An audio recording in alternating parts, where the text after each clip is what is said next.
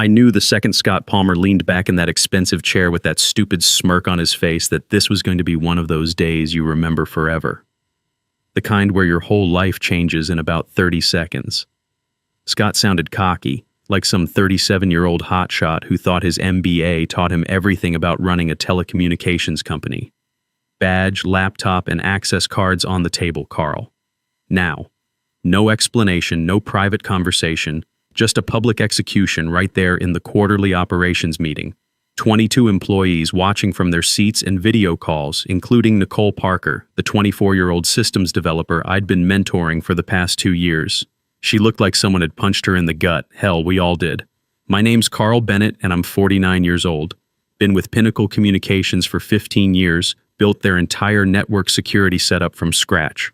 Started here after I got out of the Army Signal Corps, where I'd spent 8 years, keeping communication systems running in places that would give your average IT guy nightmares, mostly stateside, but a couple deployments that taught me patience, planning, and never to trust anything that seems too easy.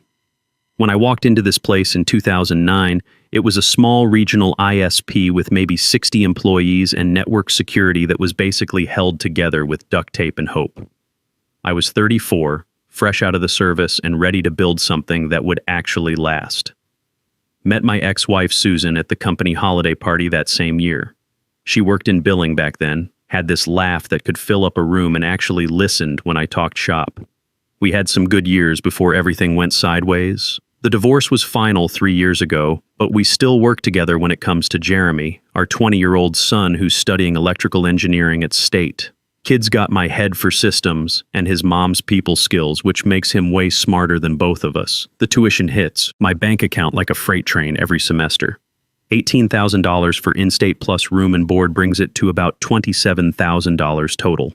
Between that and helping my disabled brother Tony at his care facility, $2,800 a month, I wasn't exactly rolling in money on my $78,000 salary, but I was making it work. Had been for 15 years through 3 CEOs, 2 major mergers, and more digital transformations than I could count. Scott actually paused after access cards like he was waiting for applause.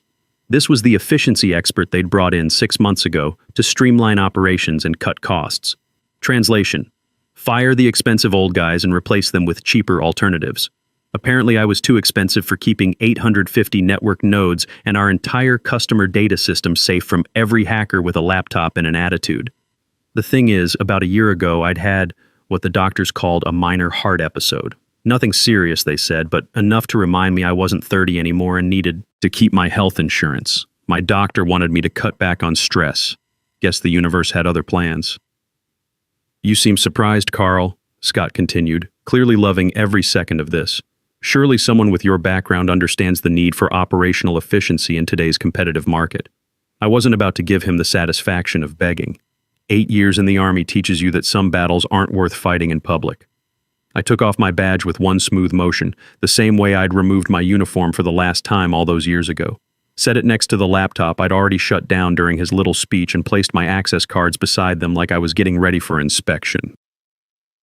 You'll get information about Cobra and your final paycheck from HR, Scott added, his voice carrying across the dead-silent conference room. Security will escort you to collect your personal stuff. That's when I had to bite back a grin, because Scott Palmer, with his shiny MBA from some fancy program, had no clue what he'd just done. He thought he was firing some middle-aged network guy who'd gotten too comfortable and too expensive. What he'd actually done was fire the guy who built their entire digital security system. See, about 8 years ago, when the company was growing fast and needed better security between their customer networks and our infrastructure, I'd proposed building a unified monitoring platform. Management loved the idea, but nearly choked when they saw the vendor quotes. $340,000 for setup, plus $85,000 every year for licensing. That was serious money for a mid-sized ISP. So I made them an offer they couldn't refuse. Let me build it myself through my consulting company, CyberGuard Solutions, for half the price. I'd started CyberGuard as a side business years earlier, mostly doing small security jobs for local businesses. Nothing fancy, just solid work that brought in some extra cash. But this project was different. This was going to be my masterpiece. Over the next 3 years, working nights and weekends while still doing my regular job, I built them a system that didn't just handle network security. It managed everything: Customer data protection, threat monitoring, intrusion detection, even the access controls for our server farms. Every digital function in that 80,000 square foot building ran through CyberGuard's system. And because I'd learned a thing or two about protecting myself in the Army, I wrote the licensing agreement myself.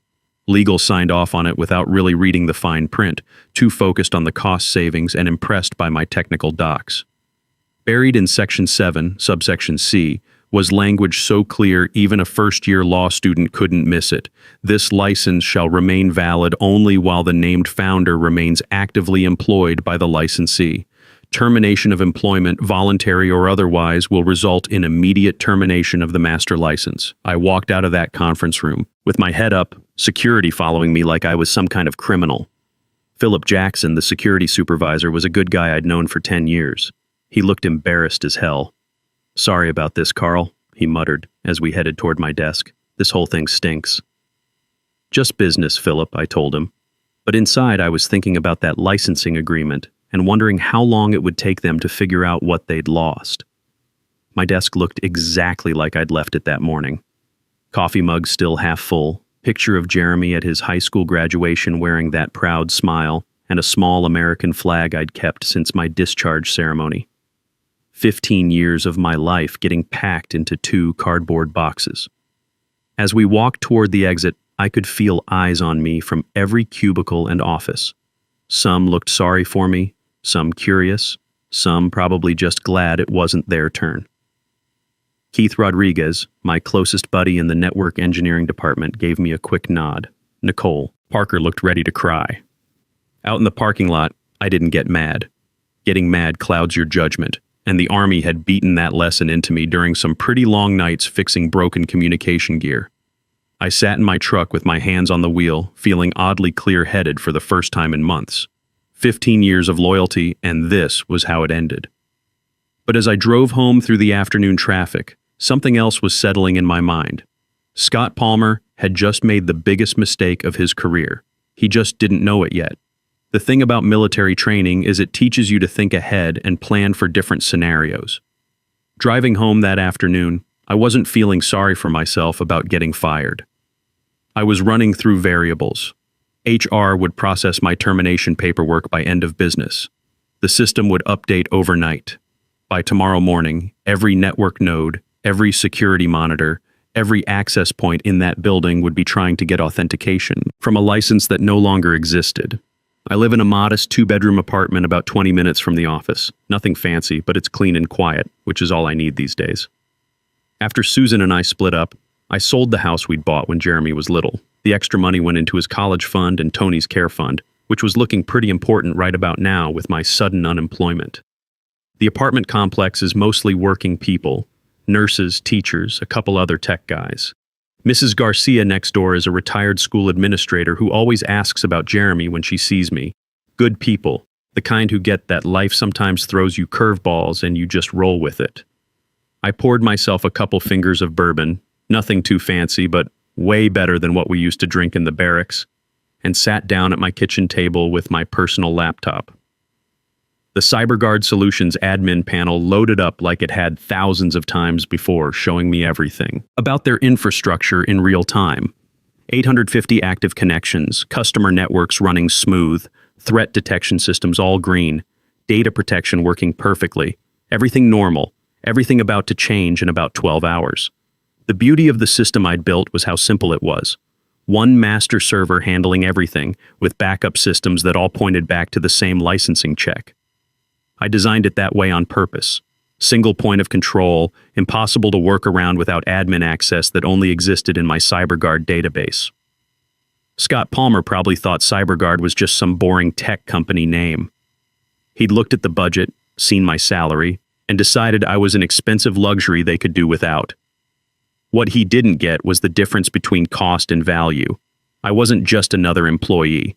I was the guy holding the whole thing together. My phone rang around 7:30 p.m. Keith Rodriguez, my closest friend in the network engineering department and one of the few people who actually understood what CyberGuard did for the company. We'd worked together for 12 years, and I'd taught him most of what he knew about network security. Solid guy, good engineer, and smart enough to see the big picture. "Carl, man, What the hell happened today? His voice sounded angry. Scott just fired you in front of everybody. That's completely nuts. Cost optimization, I said, taking another sip of bourbon. The warmth spread through my chest, and for the first time all day, I felt my shoulders relax. Apparently 15 years of keeping hackers out of customer data costs too much. This is total garbage, Carl. Half the department is talking about looking for new jobs. Martinez from maintenance said if they fired you, nobody's safe. I appreciated the loyalty, but Keith had a mortgage and 2 kids to think about. His oldest was a sophomore in high school, probably looking at colleges soon. Don't do anything stupid, Keith. You've got a family to feed. Yeah, but still. He paused and I could hear him thinking. In the background, I caught the sound of kids laughing, probably watching TV with their mom. Normal family sounds that reminded me what I was missing. Hey, weird question. That security system you built, CyberGuard, whatever, what happens to that now that you're gone? There it was. Keith was smart enough to start putting pieces together, even if he hoped he was wrong. You'd have to ask Scott about that. I don't work there anymore, remember? A longer pause. I could practically hear the gears turning in his head. Carl, please tell me you didn't build in some kind of kill switch. Nothing dramatic, I said honestly. Just standard licensing stuff. Everything's in the contract legal signed off on years ago. Very straightforward business terms. Jesus. How long do we have? You should probably ask the new management about their backup plans. I kept my voice neutral, but Keith knew me well enough to read between the lines. We'd worked too many late nights fixing problems together for him to miss what I was getting at. Carl, listen to me. Whatever you're thinking, remember there are good people there who don't deserve to get hurt by this. That stopped me for a minute. Keith was right. There were good people at that company. Nicole Parker, just starting her career, eager to learn and full of ideas. Philip Jackson from security, who'd walked me out looking embarrassed. The customer service people who remembered my birthday every year. The tech support guys who knew I'd drop everything to help them solve a problem. But then I thought about Scott's smirk as he told me to pack my dignity along with my laptop. The way he'd turned my firing into some kind of show, making sure everyone could see him flexing his authority. The complete disregard for 15 years of dedication and loyalty. The good people will be fine, Keith. This isn't about them. What about our service contracts?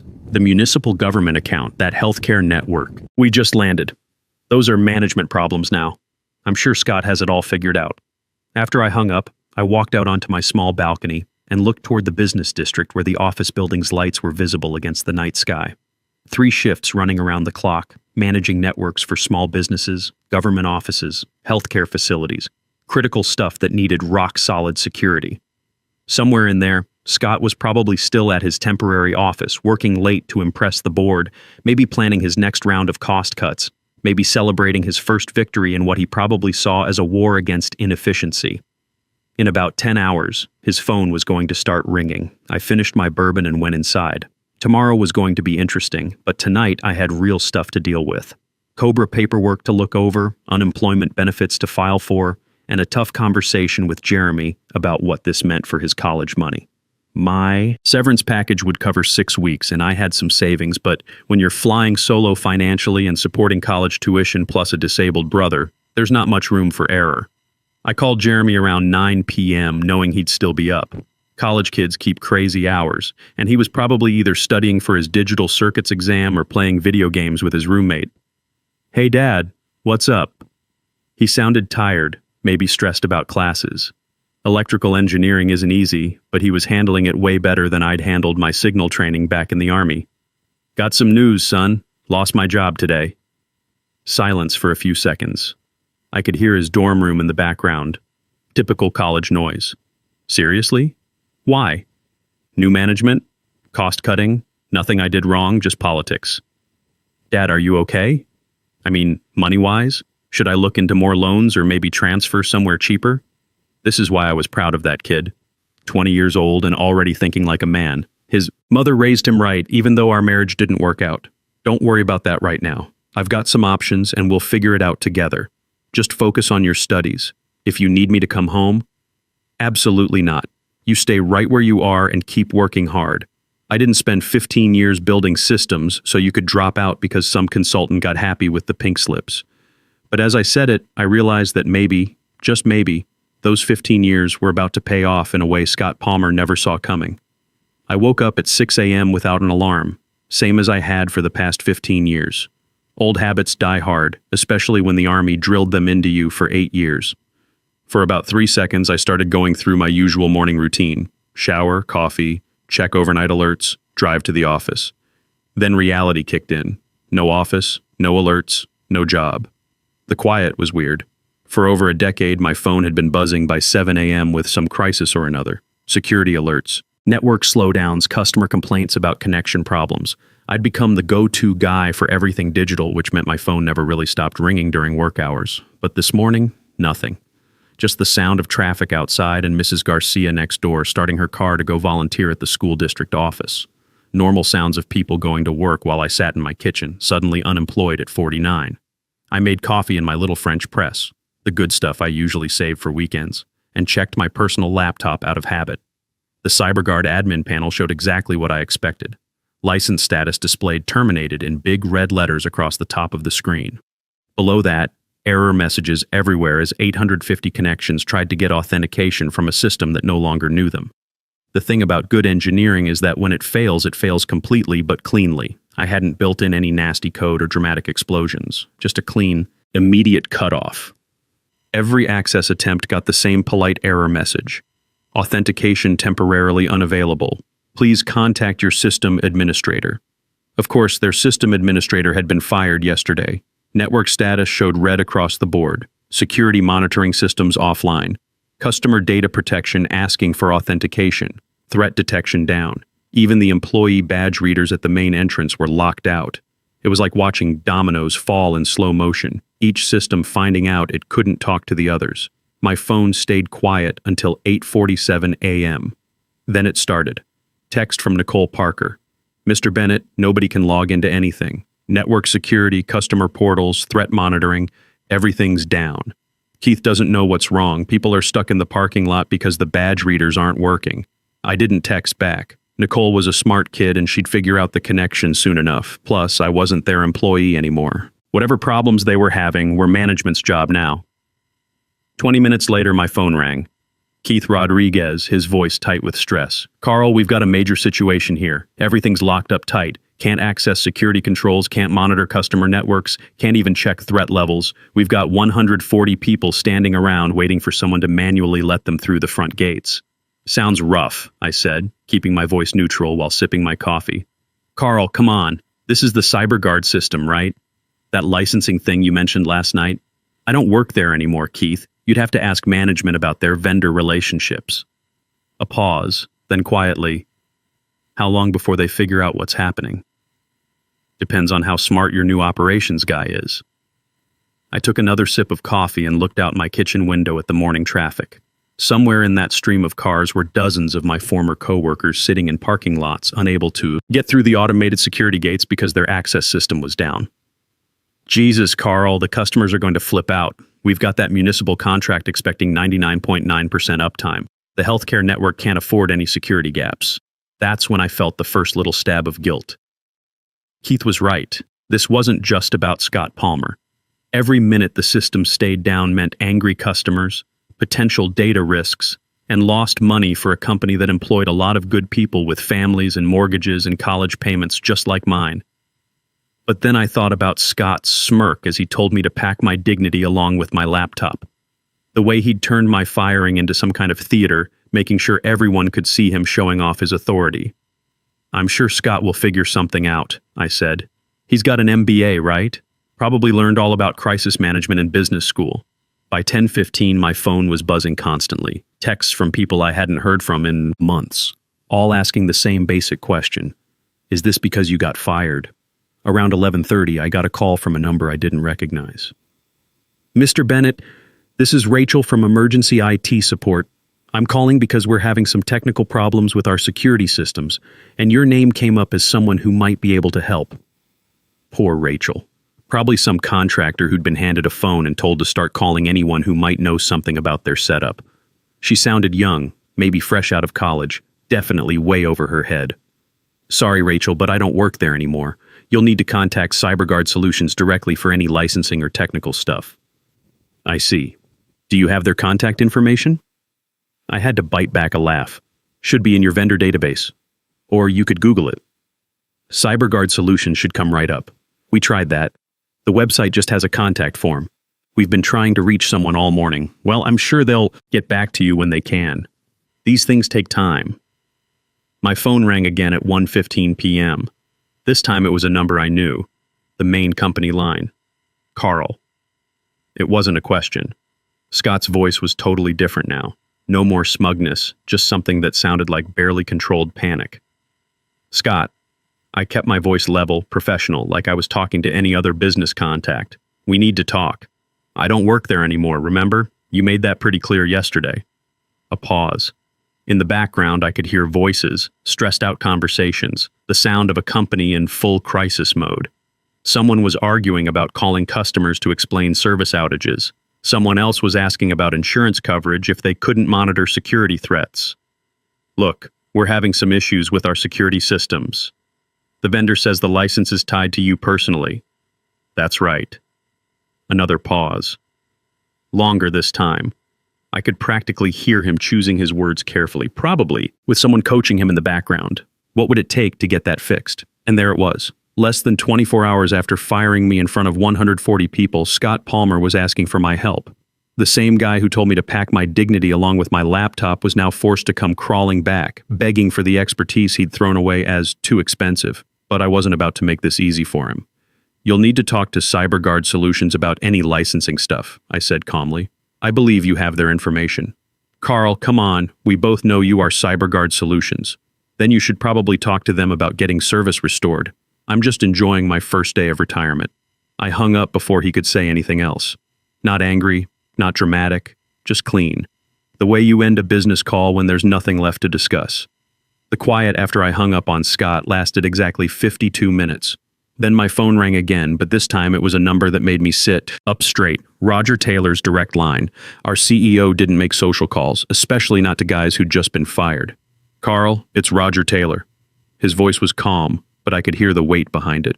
Military guys learn to recognize when their commanding officer is keeping it together through pure discipline. We need to talk. Afternoon, Roger. I just got out of the worst 3 hours of my life listening to our entire management team explain why we can't secure our own networks. You want to tell me what's going on here? I respected Roger Taylor. He was 58, former Navy communications officer who'd built this company from a 40-person operation into a 300-employee ISP. When he talked, people listened, including me, but respect didn't change the facts. I don't work there anymore, Roger. Scott made that pretty clear yesterday. A long pause. Carl, I wasn't in that meeting. I was in Denver meeting with potential enterprise clients. When I got back this morning and heard what happened, I couldn't believe it. Your efficiency consultant decided 15 years of know-how was too expensive, and now you can't even monitor a network connection without calling the vendor. Roger's voice had that dry humor of someone who'd seen enough corporate stupidity to last several lifetimes. Help me understand something. This CyberGuard system, that's yours? My company built and licensed it to you, yeah. And the licensing terms are exactly what legal signed off on 8 years ago? Another pause. I could hear him thinking, probably pulling up the contract on his computer. Roger was hands-on enough to read the fine print himself. Son of a gun, Carl. Valid only while the named founder remains actively employed. How did this get past everyone?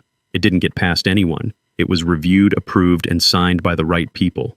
The system worked perfectly for 8 years until yesterday. Until yesterday, Roger agreed. Roger went quiet for almost a minute. When he spoke again, his voice had shifted into command mode. I'm calling an emergency board meeting for this afternoon. Can you be here at 3 p.m.? You offering me my job back? I'm offering you a conversation. The rest we'll figure out in the room. At 2:45 p.m., I walked back into the building I'd been escorted out of 26 hours earlier. Philip Jackson was working manual override on the main entrance, letting people in and out by hand since the electronic access system was still down. He looked embarrassed when he saw me. Hey, Carl. Sorry about, well, all of this mess. Not your fault, Philip, just doing your job. The elevator was running on backup power, manually operated. I rode up to the executive floor thinking about how much had changed in less than 2 days. Yesterday, I was walking out with my boxes. Today, I was walking back in to negotiate from a position of strength. The boardroom was tense when I walked in.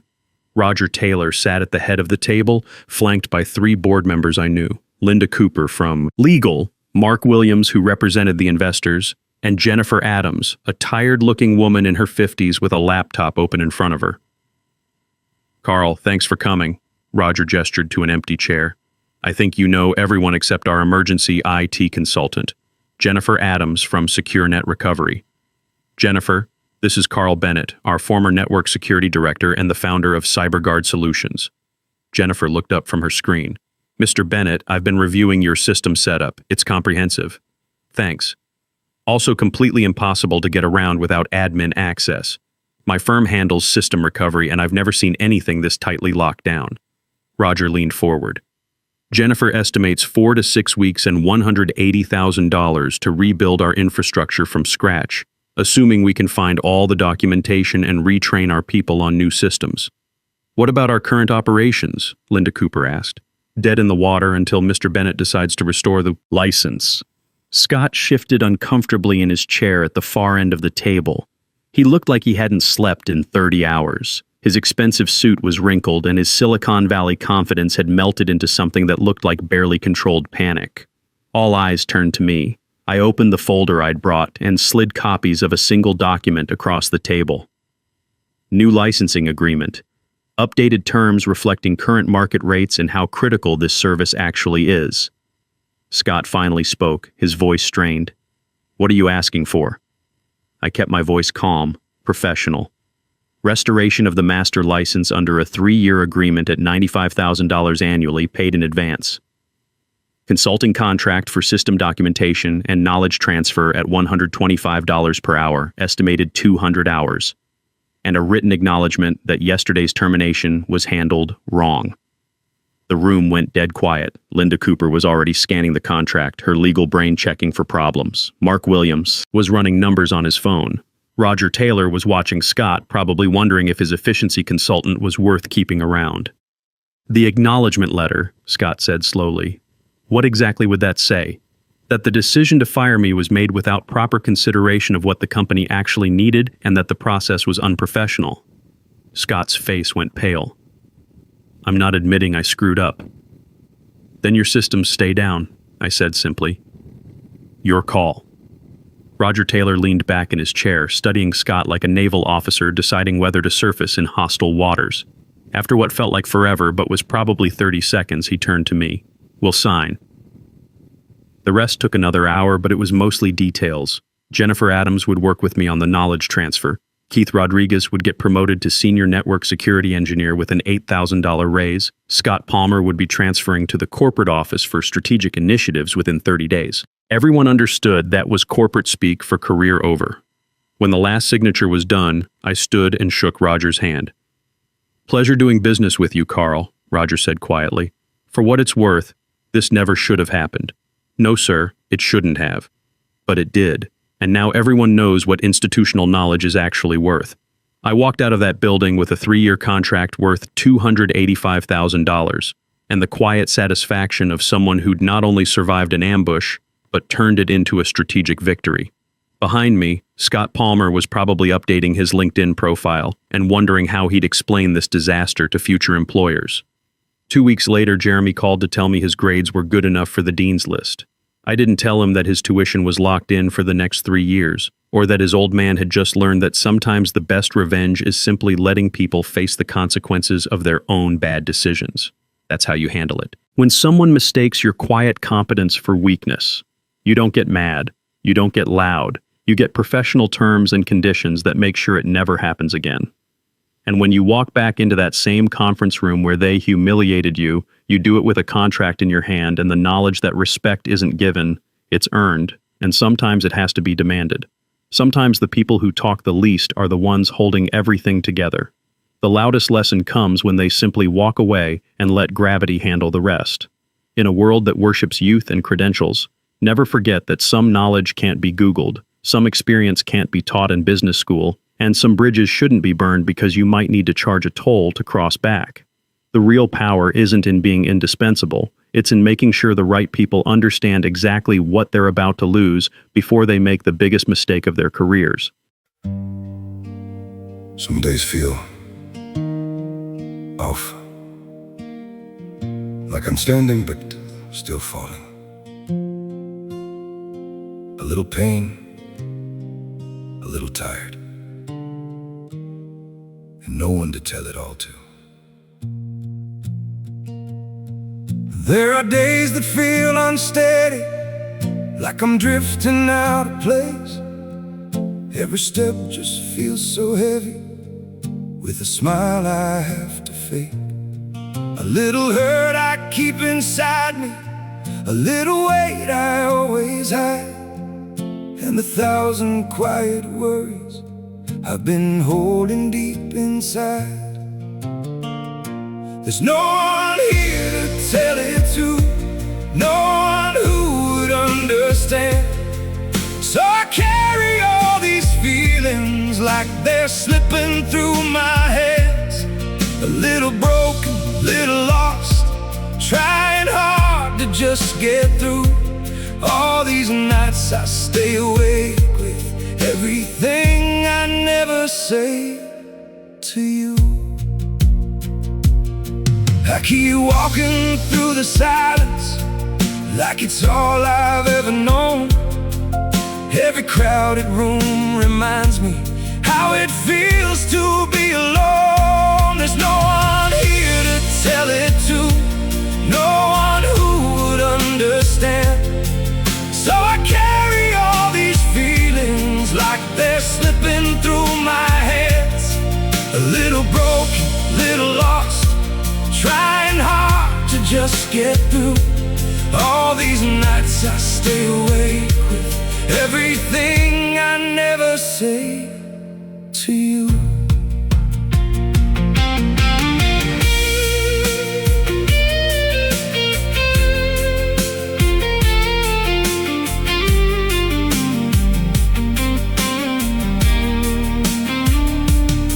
Maybe one day I'll be stronger, maybe I'll learn how to speak, but for now I keep it buried in the parts of me too weak. There's no one here to tell it to, no one who would understand. So I carry all these feelings like they're slipping through my hands. A little broken, little lost, trying hard to just get through. All these nights I stay awake with everything I never say to you.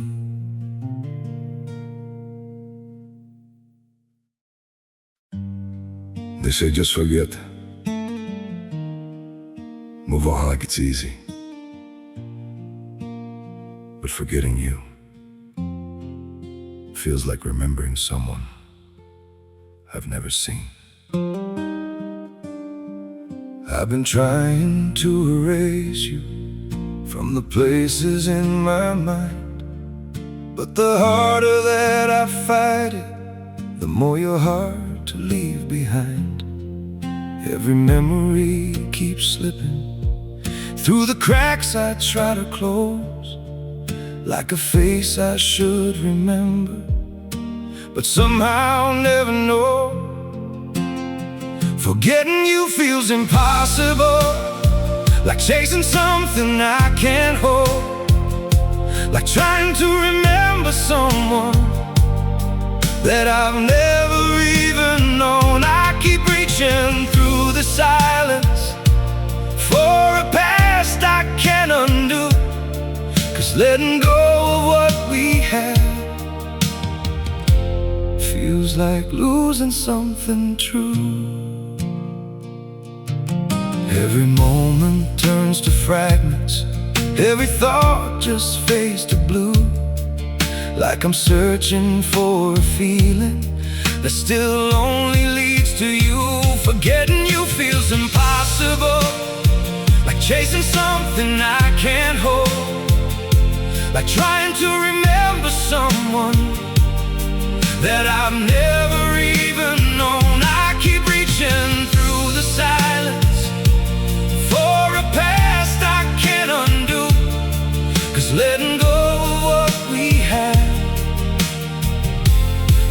Feels like losing something true.